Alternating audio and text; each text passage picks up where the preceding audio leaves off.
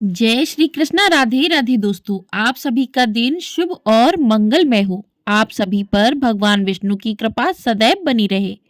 आज की वीडियो में हम जानेंगे कि साल 2025 में मौनी अमावस्या कब है, स्नान दान का शुभ मुहूर्त क्या रहेगा, क्या मौनी अमावस्या के दिन स्त्रियों को बाल धोकर स्नान करना चाहिए या नहीं करना चाहिए, सिंदूर लगाना चाहिए या नहीं लगाना चाहिए, पीरियड्स के दौरान स्नान कैसे करना चाहिए, दान कैसे करना चाहिए। संपूर्ण जानकारी आपको आज की इस वीडियो में मिलने वाली है, तो आप सभी लोग मेरे साथ जुड़े रहिएगा और वीडियो को पूरा जरूर देखिएगा।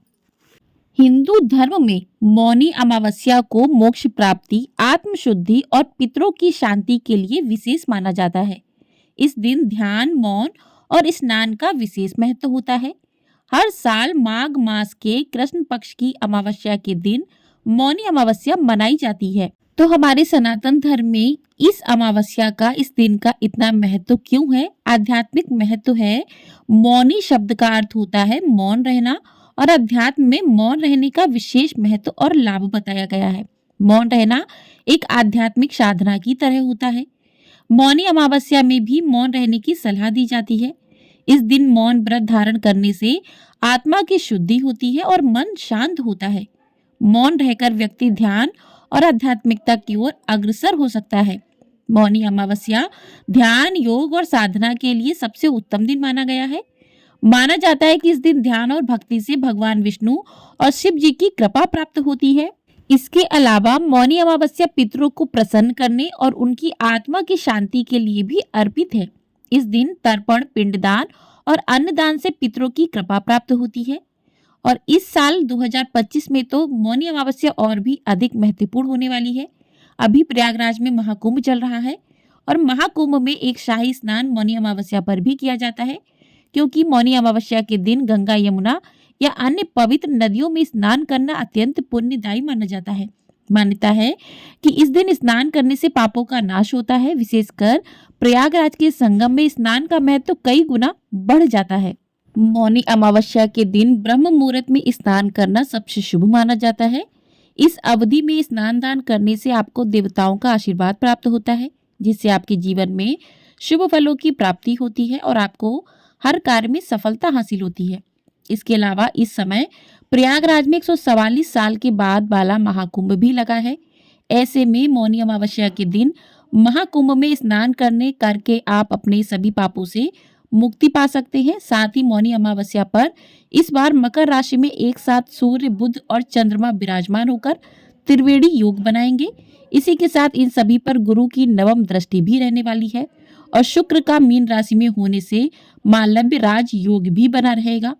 इसके अलावा पितरों और भगवान श्री हरि विष्णु और माता लक्ष्मी के साथ साथ अन्य सभी देवी देवताओं को प्रसन्न करने के लिए शास्त्रों में कुछ विशेष उपाय बताए गए हैं। अर्थात कुछ ऐसी चीजों का वर्णन किया गया है जिन चीजों का भोग आप मौनी अमावस्या पर भगवान श्री हरि विष्णु जी को श्रद्धा पूर्वक विधि विधान से लगाते हैं और उन्हीं चीजों का सेवन प्रसाद के रूप में करते हैं, तो आपको भगवान श्री हरि विष्णु की असीम कृपा प्राप्त होती है, जिससे आपको जीवन में शुभ परिणाम देखने के लिए मिलते हैं। साथ ही आपके रुके हुए कार्य भगवान श्री हरि विष्णु की कृपा से बिना किसी बाधा के पूर्ण हो जाते हैं और आपको हर एक कार्य में सफलता भी हासिल होती है। साथ ही धन दौलत में भी बरकत होने लगती है।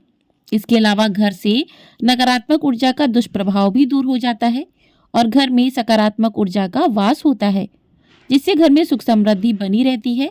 इसके साथ ही शास्त्रों में कुछ ऐसी चीजों का भी वर्णन किया गया है जिन चीजों का सेवन भूलकर भी मौनी अमावस्या पर नहीं करना चाहिए, नहीं तो आपको जीवन में शुभ परिणाम की जगह जीवन में अशुभ परिणाम देखने को मिलते हैं और भगवान श्री हरि विष्णु और माता लक्ष्मी के साथ साथ अन्य देवी देवता भी आपसे रुष्ट हो जाते हैं, जिसकी वजह से आपके बने बनाए काम में बाधाएं आने लगती हैं। तो आपको ये भी बताएंगे कि मौनी अमावस्या पर आपको किन चीजों का सेवन करना चाहिए और किन चीजों का सेवन बिल्कुल भी नहीं करना चाहिए।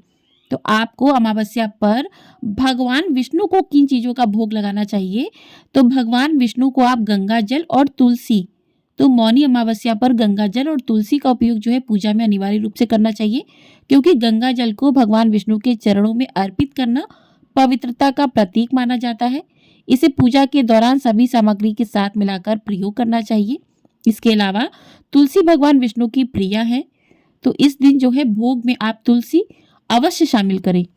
इस दिन आप भगवान विष्णु को घी और शहद का भी भोग लगा सकते हैं। घी और शहद का भोग भगवान श्री हरि को अर्पित करना बेहद शुभ और कल्याणकारी माना जाता है, क्योंकि घी शुद्धता और ऊर्जा का प्रतीक होता है, जबकि शहद मिठास और समृद्धि का प्रतीक होता है। तो इन चीजों का भी भोग लगा सकते हैं। और आप जो है ओम नमो नारायणे मंत्र, इस मंत्र का जाप भी कर सकते हैं। इसके अलावा आप नारियल का भोग लगा सकते हैं, किसी भी मिठाई का भोग लगा सकते हैं, माखन मिश्री का भोग लगा सकते हैं, खीर का भोग लगा सकते हैं भगवान को। तो इन चीजों का आप भोग लगा सकते हैं। हलवे का भोग लगा सकते हैं भगवान विष्णु को, क्योंकि कहते हैं कि इस दिन सूखे मेवे का भोग लगा सकते हैं। इस दिन आप जो भी भोग लगाते हैं, और इस दिन दान जरूर करना चाहिए, क्योंकि इस दिन दान करने से आपको करोड़ों गुना फल की प्राप्ति होती है। तो इस दिन मौन रहना और दान जरूर करना चाहिए, मौन रहकर स्नान करना चाहिए। तो अब जान लेते हैं कि अमावस्या तिथि कब से प्रारंभ होगी और कब समाप्त होगी। तो आपको बता दें कि अमावस्या तिथि प्रारंभ हो रही है 28 जनवरी मंगलवार शाम 7:35 से, और समाप्त होगी 29 जनवरी बुधवार शाम 6:05 पर। यानी कि 28 जनवरी मंगलवार की शाम से अमावस्या तिथि लग जाएगी और 29 जनवरी बुधवार शाम तक अमावस्या तिथि रहेगी। तो ऐसे में उदया तिथि के अनुसार साल 2025 में माघी अमावस्या या फिर मौनी अमावस्या 29 जनवरी दिन बुधवार को रहेगी। इसी दिन अमावस्या का जो लोग भी व्रत करते हैं वो व्रत करेंगे। स्नान दान भी इसी दिन किया जाएगा, पितरों का तर्पण भी इसी दिन किया जाएगा। तो साल 2025 में मौनी अमावस्या 29 जनवरी दिन बुधवार को है। अब जान लेते हैं शुभ मुहूर्त के बारे में। तो 29 जनवरी को सूर्योदय सुबह 7:11 पर होगा, सूर्यास्त शाम 6:08 पर होगा। ब्रह्म मुहूर्त सुबह 5:25 से लेकर 6:18 तक रहेगा। सिद्धि योग रात 9:22 तक रहेगा, यानी कि पूरे दिन सिद्धि योग रहेगा। पितृ तर्पण सुबह 11:05 से लेकर 12 बजे तक कर सकते हैं। राहु काल दोपहर 12 बजे से लेकर 1:30 बजे तक का रहेगा। तो ब्रह्म मुहूर्त में जो है स्नान दान करना सबसे ज्यादा शुभ फलदायी माना जाता है। तो ब्रह्म मुहूर्त में आप स्नान दान करें। यदि पितरों का तर्पण करना चाहते हैं तो पितरों का तर्पण 11:05 से 12 बजे तक कर सकते हैं, और इस दिन जो है सिद्धि योग पूरे दिन ही बना रहेगा। अब बात करते हैं कि इस दिन आपको क्या करना चाहिए। तो इस दिन ब्रह्म मुहूर्त में उठकर आपको स्नान करना चाहिए। स्नान आपको मौन रहकर ही करना चाहिए। कुछ लोग कहते हैं कि इस दिन क्या पूरे दिन मौन रहना चाहिए। तो अगर संभव हो तो आप इस दिन कम से कम बोले, क्योंकि इस अमावस्या का नाम ही मौनी अमावस्या है। लेकिन आप जब तक स्नान नहीं कर लेते तब तक आप मौन रहकर ही स्नान करें। उसके बाद आप दान कर दें, उसके बाद अपना जो है मौन आप तोड़ सकते हैं। तो आपको मौन रहकर ही स्नान करना है। और दूसरी चीज है कि इस दिन आपको, आप अगर किसी पवित्र नदी, सरोवर या महाकुंभ में स्नान कर रहे हैं तो आप वहां स्नान कर रहे हैं। अगर आप घर में स्नान कर रहे हैं तो गंगा जल डालकर, थोड़े से काले तिल डालकर आप स्नान करें। और इस दिन आप सूर्य भगवान को अर्घ दें, काले तिल डालकर सूर्य भगवान को अर्घ दें। तुलसी माता को जल अर्पित करें, भगवान का पूजन करें पूरे विधि विधान से, जिस प्रकार से आप प्रतिदिन की पूजा करते हैं। तो और हम इस दिन जो है दान अवश्य करना चाहिए। अब आपके कुछ प्रश्नों के उत्तर दे देते हैं इस वीडियो में, कि इस दिन जो है जिनको पीरियड आ जाते हैं वो क्या दान कर सकते हैं या स्नान कर सकते हैं। तो आप किसी पवित्र नदी में जाकर ना स्नान करें, आप घर पर स्नान कर सकते हैं। और आप पीरियड में दान कर सकते हैं, ऐसा कुछ नहीं है कि आप पीरियड में दान नहीं कर सकते हैं। अगला सवाल है कि इस दिन अमावस्या को बाल नहीं धोने चाहिए। तो यदि कोई पवित्र नदी में स्नान करता है तो क्या करे। तो बाल धोना, आपको शैम्पू से या साबुन से बाल नहीं धोने चाहिए। बालों पर से आप पानी गिरा सकते हैं, उसको बाल धोना नहीं कहते हैं। तो डुबकी लगाते, जैसे गंगा नदी में डुबकी लगाना है तो उसको बाल भिगोना सिर्फ कहते हैं, बाल धोना नहीं कहते हैं। उसमें आपका सिंदूर बालों का नहीं हटता है, सिंदूर लगा रहता है। तो इस तरीके से आप बालों को भिगो सकते हैं, पानी डालकर डुबकी लगा सकते हैं। लेकिन अगर आप घर में स्नान कर रहे हैं तो आप बालों को ना धुलें, क्योंकि अमावस्या के दिन बाल धुलने नहीं चाहिए। और अमावस्या के दिन जो है आपको आग नहीं सेकना चाहिए। चूल्हे वगैरह पे अगर आप खाना बना रहे हैं तो वो बात अलग है, लेकिन आप जैसे हाथ पैर सेकते हैं तो इस दिन जो है आपको आग नहीं सेकनी चाहिए। तो अमावस्या के दिन आपको जो है कुछ ना कुछ दान जरूर करना चाहिए। थोड़ा सा 10-20 रुपए का भी आप दान करें, किसी को कंबल दान कर सकते हैं, जो भी आप दान करें, क्योंकि इस दिन किया गया दान जो है करोड़ों गुना फल देने वाला होता है। तो इस दिन आप दान जरूर करें। तो आशा करती हूँ आपको आज अमावस्या से जुड़ी सारी जानकारी इस वीडियो में मिल गई होगी। तो आपको ये वीडियो पसंद आई हो तो वीडियो को लाइक, शेयर, चैनल को सब्सक्राइब जरूर कर दीजिएगा।